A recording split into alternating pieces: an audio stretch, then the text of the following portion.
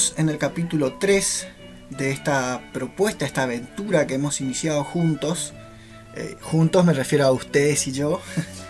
Desde el margen.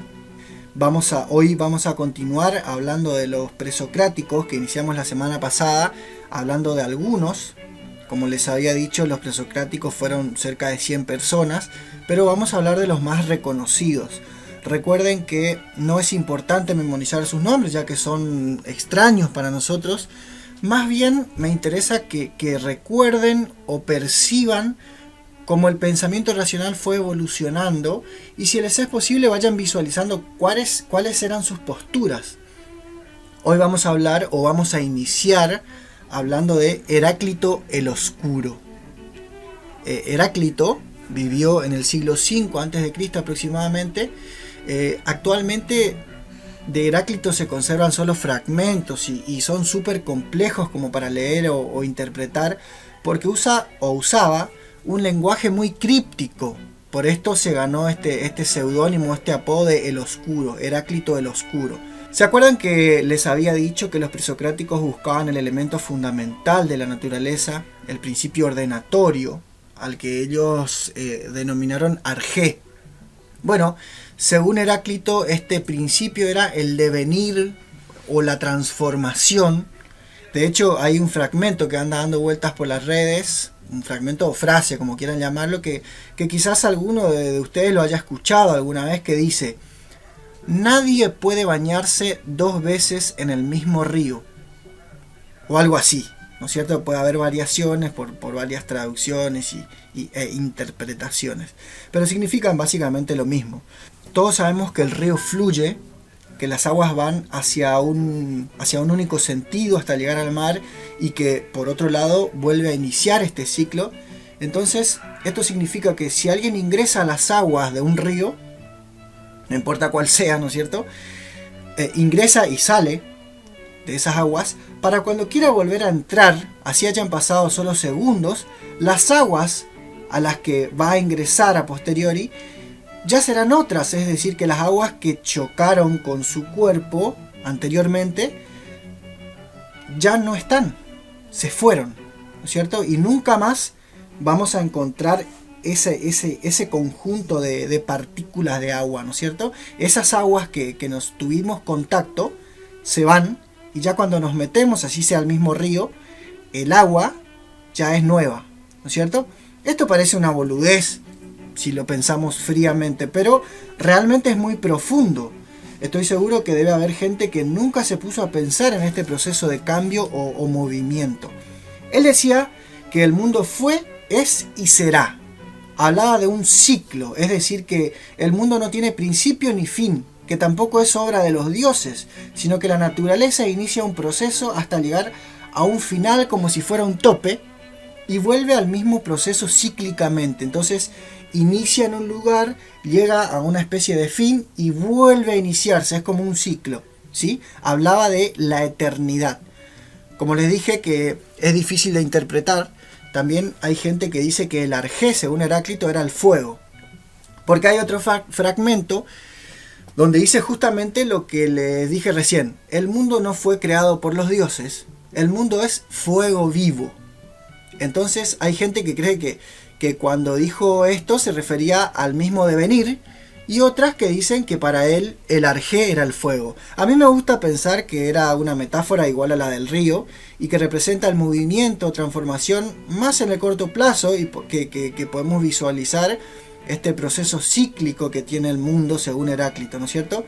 El río, todos sabemos que fluye, y el fuego en este caso no fluye, pero tiene un proceso muy parecido, siempre está en movimiento, y si lo observamos como más científicamente vemos que tiene un proceso de combustión y demás que se va produciendo cíclicamente casi. Independientemente de que ustedes estén o no de acuerdo con mi interpretación, está bueno acá poder entender de que ninguno de los presentes, o sea ustedes y yo, podremos saber qué carajo quiso decir Heráclito. Hago esta aclaración, que por ahí no tiene mucho que ver con el pensamiento de Heráclito, porque hay una de las primeras grietas acá. la grieta de Heráclito. Hay expertos en Heráclito que tienen una postura y otros también expertos que tienen una postura diferente. Ninguna es mejor que la otra, porque cuando escuchás pelear a esta gente están como: lo que Heráclito quiso decir era esto. No, Heráclito lo que quiso decir era tal cosa. Y yo pienso, ¿cómo mierda sabes que quiso decir eso? ¿Qué hablaste con Heráclito? Bueno, volvamos al fuego y al devenir. Este proceso no es azaroso. O sea, no se transforma en cualquier cosa, sino que tiene una medida. ¿Sí? ¿Cuál es esa medida? El logos. Logos. Que en este caso significa ley. Hay otros significados para esta palabra, pero hoy vamos a usar esta. ¿Sí? Entonces, esta medida rige o gobierna este cambio. ¿En qué se basa este logos? En la guerra entre opuestos. La guerra entre opuestos, es decir, que el cambio se produce gracias a esta batalla constante entre opuestos, la noche y el día, arriba y abajo, frío, caliente, etc. El mundo, decía Heráclito, el mundo es una totalidad armónica y ordenada, y esto se daba gracias a esta guerra entre opuestos. Bien, eso era lo que la conclusión o el pensamiento de Heráclito acerca del arjé. Ahora vamos a pasar a otro pensador. Vamos a hablar de Parménides, que fue de alguna manera contemporáneo a Heráclito y representa algo así como la contraposición de su pensamiento. Parménides tiene una particularidad que es, o era, súper abstracto. Tenía un nivel de abstracción que no se había visto antes hasta su aparición. Él decía que al ser solo se llegaba por medio de la razón. Es decir, ser es igual a pensar. ¿Sí? Bánquenme un cachito. Él creía que todo lo que captamos con nuestros sentidos es algo falso, es una ilusión, producto de nuestra necedad o ignorancia. Es decir, que solo podemos llegar a la realidad utilizando el pensamiento. Bueno, este pensador escribe un poema acerca de la naturaleza. Recuerden que los presocráticos eran considerados o son considerados los pensadores de la naturaleza. Parménides escribe un poema en donde nos deja 3 principios. ¿Sí? El principio de identidad, el principio de no contradicción y el principio de tercero excluido. ¿Sí? El principio de identidad dice: lo que es. Crack. Ahí, cortito. Ahora, el principio de no contradicción, que está basado en este anterior también, dice: lo que es no puede ser otra cosa. ¿Sí? O sea, lo que es no puede no ser. Y justo lo que se les puede venir a la cabeza ahora es el tercero excluido. O es o no es. O sea, son 2 posibilidades, no hay otra. No hay una tercera posibilidad. Por eso el tercero excluido. ¿Es o no es? Tercero no hay. Cortito. Hasta ahí vemos que parece fácil. Bueno, según Parménides, el ser tiene ciertas características. ¿Sí? El ser es necesario. El ser es único, inmutable, inmóvil, imperecedero, inengendrado, intemporal e indivisible. ¿Sí? Es necesario, único, inmóvil, inengendrado, inmutable, intemporal, imperecedero e indivisible. Entonces, todo lo que conozcamos que no cumple con estas características no es, básicamente, según Heráclito. Entonces, por esto mismo es que no podemos encontrar empíricamente quiere decir por medio de nuestros sentidos, ¿sí? No podemos encontrar algo con estas características. Por lo que él decía, solo se puede alcanzar esta idea, si se quiere, por medio del pensamiento. Entonces todo lo que nosotros conocemos es meramente apariencia, ¿sí? Entonces el arjé para Parménides era el ser. Entonces, con todo esto que vimos sobre el pensamiento de Parménides, podemos más o menos visualizar el nivel de abstracción que tenía, y es lo que habíamos hablado al inicio de su pensamiento.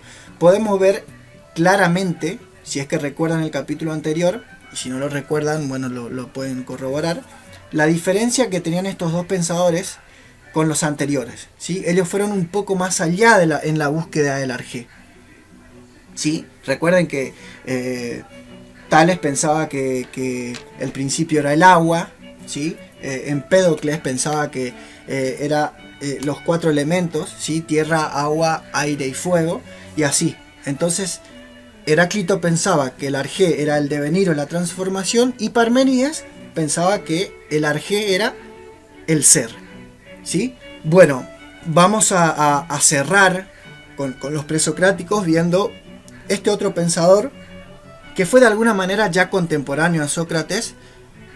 No estoy seguro si se conocieron, hay gente que dice que sí, otros que no, pero no tiene importancia. Hoy vamos a enfocarnos en su pensamiento y la línea que sigue, por lo que es considerado también un presocrático. Este pensador es Demócrito, ¿sí? Demócrito es considerado el primer atomista.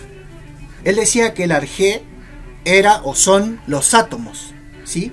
Átomo quiere decir sin división o sin partes. Viene del griego, sin división o sin partes. Por eso digo que fue el primer atomista. Decía que la naturaleza o todo lo que conocemos está compuesto por partículas indivisibles, o sea, átomos. Decía, los átomos vibran en el vacío, y decía que son todos iguales y que de acuerdo a cómo se unen o se separan, se van formando los distintos elementos que conocemos en la naturaleza. Es realmente sorprendente este pensador, ya que llega a la conclusión solamente usando la razón y la observación, teniendo en cuenta que no existían herramientas para hablar de estos temas en esa época. Esto viene a corroborar la ciencia o a probar muchísimos años después. Si no me equivoco, siglo XVIII, XIX, más o menos. Y Demócrito hace esto 2500 años atrás. Por eso me resulta sorprendente, por eso lo dejé para último también, para que podamos entender lo increíble. A nosotros hoy quizás nos puede parecer obvio, pero si se ponen a pensar, en esa época no existía el microscopio. Bueno, esto fue el cierre de los presocráticos. Como les dije, quedaron muchos afuera de este resumen, ya que fueron casi 100. Así que al que le resultó interesante puede investigar un poco y ver más o menos quiénes fueron los que quedaron afuera, cuál era su pensamiento, que en la búsqueda del arjé, ¿no es cierto?, qué fueron pensando. Hay muchos. Es interesante el tema. En el próximo capítulo vamos a hablar o ver ya un poco sobre Sócrates. Así que no se lo pierdan. Sócrates es increíble, es uno de los filósofos que más me gustan. Así que no se pierdan este próximo capítulo. Si estás escuchando este programa o este podcast desde una emisora, recordá que estamos ya presentes en Spotify, estamos en YouTube para que puedas volver a escuchar si es que te perdiste algún capítulo o parte de él. Y próximamente vamos a estar ya en Instagram también. Y si visitas alguna de estas plataformas, no olvides seguirnos y compartir si es que te resulta útil esta información. Por ahí, o sea, si te resultó útil, quizás conozcas a alguien a que también le pueda resultar útil. Así que bueno, desde ya te doy las gracias por estos minutos que nos prestaste. Y bueno, nos vemos la semana que viene.